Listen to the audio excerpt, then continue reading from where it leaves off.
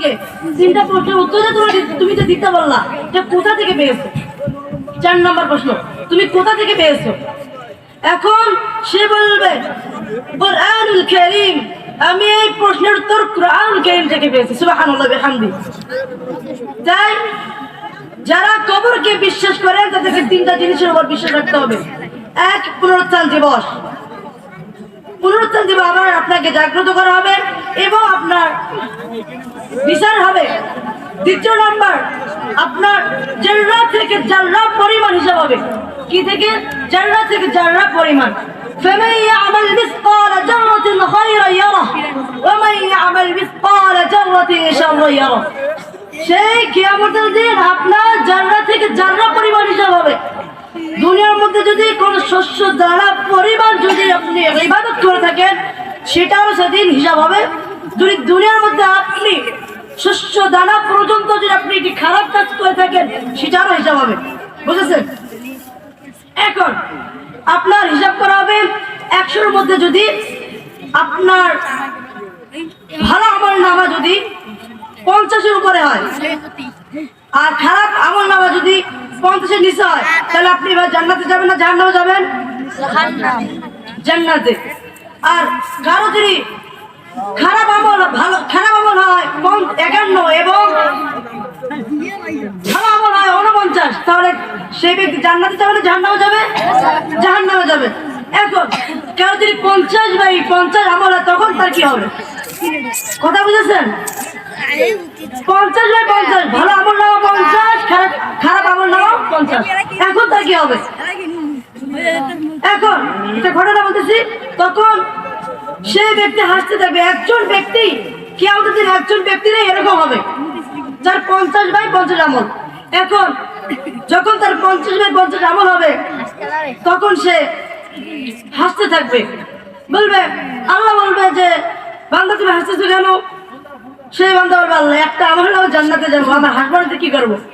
আল্লাহ বলবে যে এই দুনিয়াতে তোমার বাবা মা ছিল, ভাই বোন ছিল, কিন্তু কিয়ামতের দিন কেউ নেই তোমার, কিভাবে তুমি যে একটা আমল পাবা?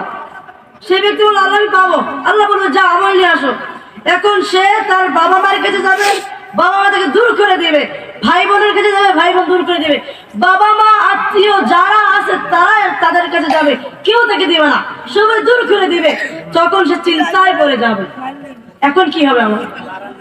এখন তিনি বসে ভাবতেছেন, নারায়ে তাকবীর, প্রধান অতিথির আগমন, প্রধান অতিথির আগমন, মৌলানা বশির রহমানের আগমন, আমির সাহেবের আগমন, নারায়ে তাকবীর। এখন সেই ব্যক্তি সেখানে বসে আছে, চিন্তা করতেছে এখন আমার কি হবে। তখন একজন লোক এসে বলবে, ভাই আপনি এখানে মন খারাপ করে আছেন কেন? বলবে, সে কোনো কথা বলবে না। বলবে, কেন কথা বলছেন না কেন? ভাই আপনাকে কোনো আমল লাগবে? বলবে, হ্যাঁ আমল লাগবে। কিন্তু কেন তুমি আমাকে বলতেছো কেন? বলো তোর আমল লাগবে নাকি সেটা বলো। বললো, হ্যাঁ আমার আমল তো লাগবে। এখন সে চিন্তা করে গেল যে বাবা মা ভাই বোন পাড়া প্রতিবেশী আত্মীয় যারা ছিল কেউ আমাকে আমল দেবে না, আপনি আমাকে আমল দেবেন, আমার তো বিশ্বাস হচ্ছে না। চিন্তার মধ্যে পড়ে গেলেন। এখন সে ব্যক্তি বললো, তুমি আমল নিবা কি নিবে না সেটা বলবে, হ্যাঁ আমি আমল নেবো। তারপর সেই লোকটাকে একটি আমল দেবে। কয়টি আমল দেবে? সুজা দৌড়ে রব্বে কারীমের কাছে যাবে, বলবে আল্লাহ আমি আমল নামা পেয়েছি। আল্লাহ বলবে, বান্দা তুই আমল কোথায় পেলা? বলবে, আল্লাহ আমার পাড়া প্রতিবেশী যেই বাবা মা আমাকে লালন পালন করলো, যেই ভাই বোন আমাকে দেখাশোনা করলো, কেউ আমাকে আমল নামা দেয়নি, কেউ দেয়নি। আমি চিন্তার মধ্যে পড়ে গেছিলাম। একজন ভাই আমাকে এসে আমল নামা দিল, আমি শুনে তোমার কাছে চলে আসলাম। আল্লাহ বলবে, যাও সে ভাইকে ডেকে আনো। তাকে ডেকে আনা হবে। এখন আল্লাহ তাআলা জিজ্ঞাসা করবে, তুমি কি আমল কিসের জন্য দিলা? যে কিয়ামতের দিন কেউ কাউকে চিনবে না, তুমি কি আমল দিলা কোন কারণে সেটা আমাকে বলো। বলবে, আল্লাহ আমি দুনিয়াতে থাকার মধ্যে কোনো ভালো আমল করতে পারিনি, কোনো ইবাদত করতে পারিনি, সারাটা জীবন তোমার নাফরমানি করেছি, সারাটা জীবন আমি বেঈমানি করেছি, সুদ খেয়েছি, ঘুষ খেয়েছি, জীবনটাকে শেষ করে দিয়েছি। কিন্তু আমি একটি শুধু আমল করেছিলাম। আমি তো জানি যে একটি আমল দিয়ে আমি জান্নাতে যেতে পারবোই না। আমি চিন্তা করলাম এই একটি আমল ওকে দিয়ে দিয়ে সে জান্নাতে যায়, তাই ওকে আমল দিলাম। আল্লাহ বলে বান্দা এত দয়ালু হলি কোথায়, কোন দিন? আল্লাহ বলতো তুই জানিস না আর রহমানুর রহিম, আমি দয়ালু, আমি দয়ালু, তুই জানিস না? হ্যাঁ জানি। তাই তুই যদি এত দয়া করতে পারিস, আমার দয়া অতিরিক্ত, তাই আমি তোদের দুজনকে মাফ করে দিয়ে জান্নাতের মধ্যে দিলাম। সুবহানাল্লাহ। তাহলে দেখেন আল্লাহ তাআলা তার রাসূলকে তার রাসূলকে কিভাবে বলেছেন, তার রাসূল যেটা বলে সেটাই হয়, হয় কি হয় না? এখন যেহেতু দ্বিতীয় মেম্বার আসতেছে, আমি আরেকটা পয়েন্ট বলে ও শেষ করে দেবো ইনশাআল্লাহ। এখন তৃতীয় নাম্বার যেটা বিষয় রাখতে হবে, কেউ যাবে জান্নাতে, কেউ যাবে জাহান্নামে, মানে বিচার দিবস শেষ। এখন কেউ যাবে জান্নাতে, কেউ যাবে জাহান্নামে। ভাই আপনারা কি কোথায় যেতে চান, জান্নাতে না জাহান্নামে? তাই সঠিকভাবে রবের ইবাদত করবেন, কখনো খারাপ থেকে আগ্রহী হবে না ইনশাআল্লাহ।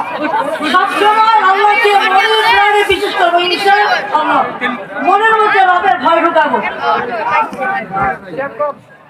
নারে তাকবীর, বিক্রমের আগমন, বিক্রমের আগমন নগরীর পক্ষ থেকে। নারে তাকবীর। তাই আমরা আল্লাহকে বেশি করে ভয় করবো এবং সঠিকভাবে আল্লাহর ইবাদত করবো। সকলে আমার জন্য দোয়া করবেন। আমার পরিচিত বলতেছি, my name is Mohammad Siam Mia, my father name is Mohammad Ali Mia. I come from Kishnamangal, Atishabaram. I study at Alakita Shishikanda Parishad. My director name is Maulana Abubakar Ahmad Shamsi. Everyone please pray for me so that I can become a Haqqani scholar. Thank you all. Assalamu alaikum wa rahmatullahi wa barakatuh. ধন্যবাদ।